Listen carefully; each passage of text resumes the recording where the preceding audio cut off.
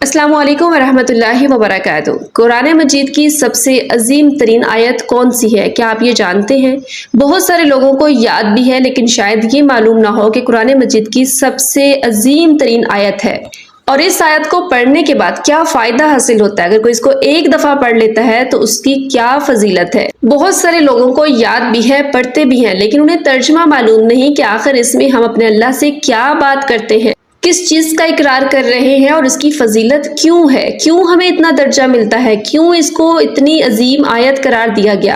تو سب سے پہلے میں آپ کو اس کے متعلق بتاؤں گی، اس کا تعارف، اور پھر آپ کو اسی ویڈیو میں اس کا لفظی ترجمہ بھی ملے گا جو آپ کے لیے ہمیشہ کے لیے فائدہ مند رہے گا۔ مکمل سنیں تاکہ آپ کو اس کا لفظی ترجمہ یاد ہو جائے، پھر آپ ہمیشہ جب بھی اس آیت کو پڑھیں تو یہ عظیم ترین آیت آپ کو سمجھ آ رہی ہو کہ اس میں آخر بات کیا ہے۔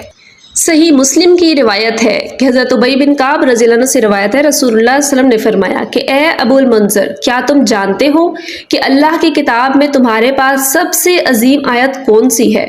تو انہوں نے عرض کیا کہ اللہ لا الہ الا هو الحی القیوم۔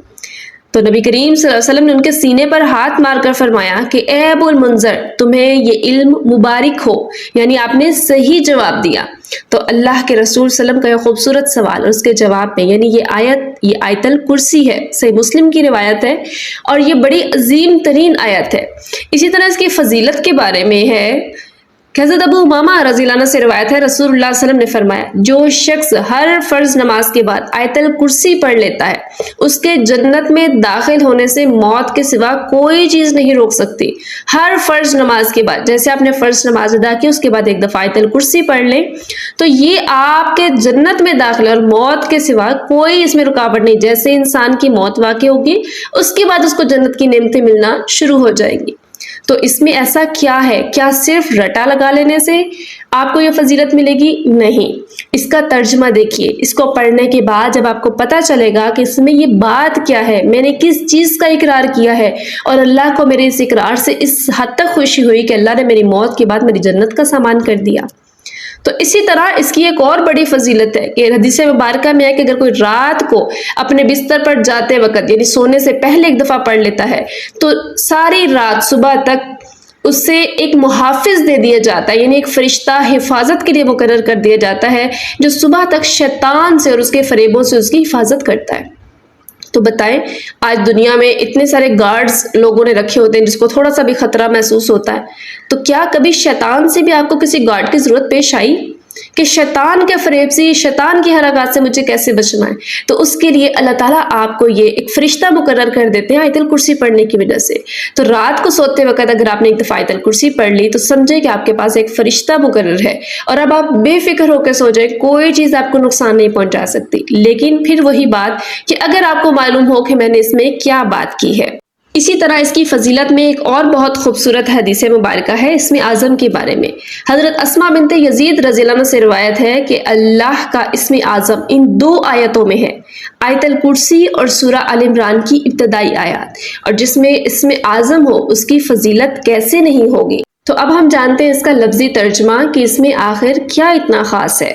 جیسے ہی ہم اس آیت کو شروع کرتے ہیں تو سب سے پہلے ہم کہتے ہیں اللہ لا الہ الا ہو، اللہ کہ اللہ، لا نہیں، الہ کوئی معبود، الا مگر ہوا وہی ہے، کہ اللہ کے سوا کوئی معبود نہیں، کوئی عبادت کے لائق نہیں۔ اب جب شروع میں ہم نے یہ کہہ دیا تو سمجھے تمام طرح کے شرک سے ہم بری ہو گئے۔ ہم نے کہہ دیا کہ اللہ کے علاوہ کوئی عبادت کے لائق نہیں، کوئی نفع نقصان کا مالک نہیں، اور یہ کلمہ اللہ کو بہت محبوب ہے۔ جب آپ شرک سے برات کا اظہار کرتے ہیں تو اللہ آپ سے بہت خوش ہوتے ہیں، کیونکہ واحد ایک شرک ایسا گناہ ہے جو اللہ کبھی معاف نہیں کریں گے۔ پھر آگے پہچان کے طور پہ الا ہوا، مگر وہی، کون؟ الحی، جو زندہ ہے، قیوم، ہر چیز کو قائم رکھنے والا ہے۔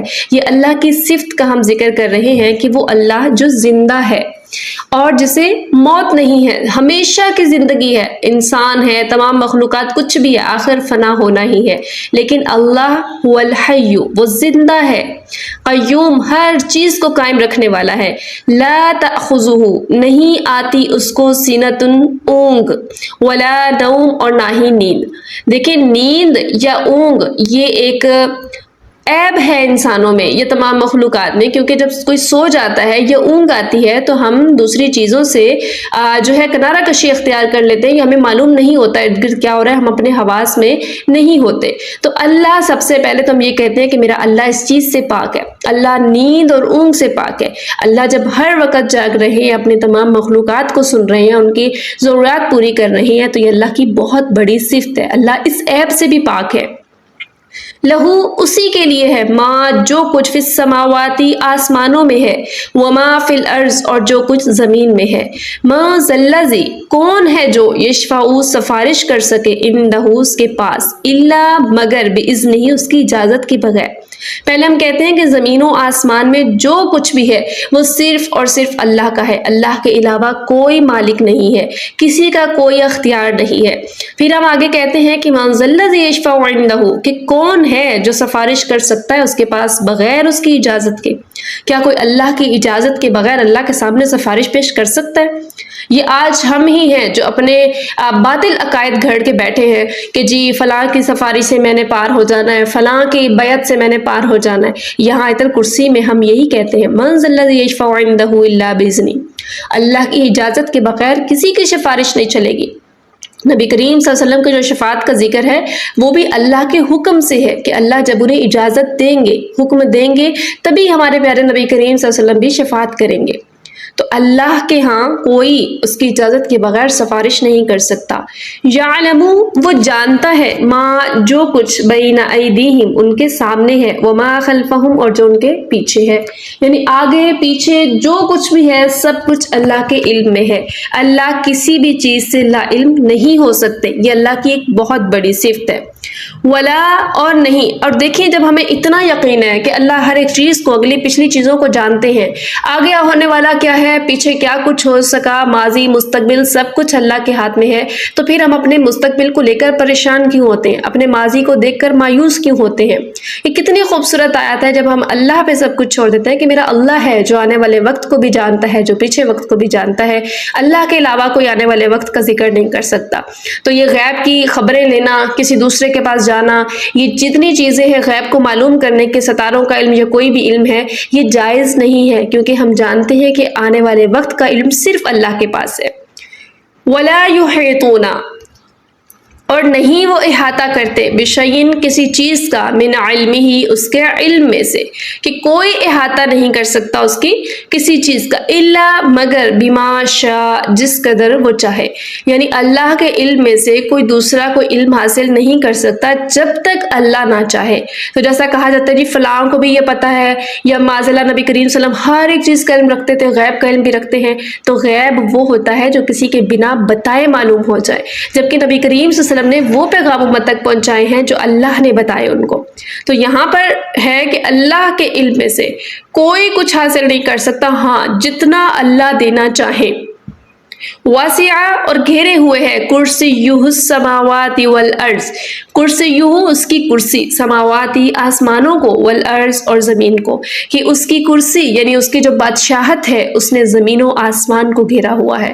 ایسا نہیں کہ جیسے دنیا کے بادشاہ ہیں اتنی سلطنت اس کی ہے اتنی اس کی ہے، نہیں، زمین و آسمان کی جتنی بھی حکمرانی ہے، جتنی بادشاہت ہے، وہ صرف اور صرف اللہ کی ہے، کی بادشاہت اللہ ہی کی ہے۔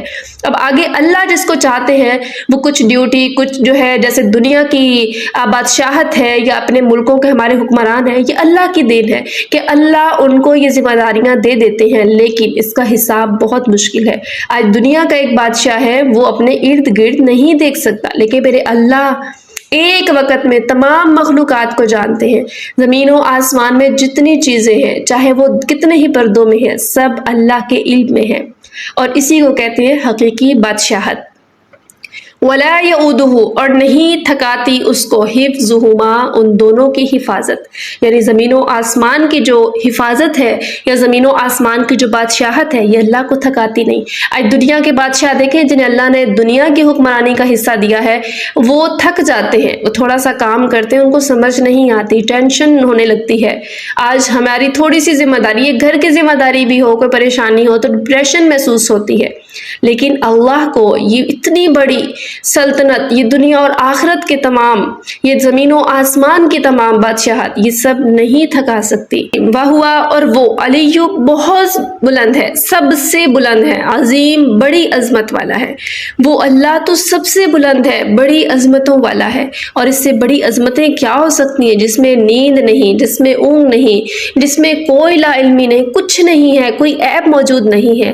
اور افسوس کہ اس اللہ کے بعد بھی آپ شریک بنا لیتے ہیں، نفع اور نقصان کا مالک کسی اور کو سمجھنے لگتے ہیں، خوف دل میں کسی اور کا محسوس کرتے ہیں، امیدیں کسی اور سے لگا لیتے ہیں، تو پھر اللہ آپ سے ناراض کیوں نہیں ہوں گے؟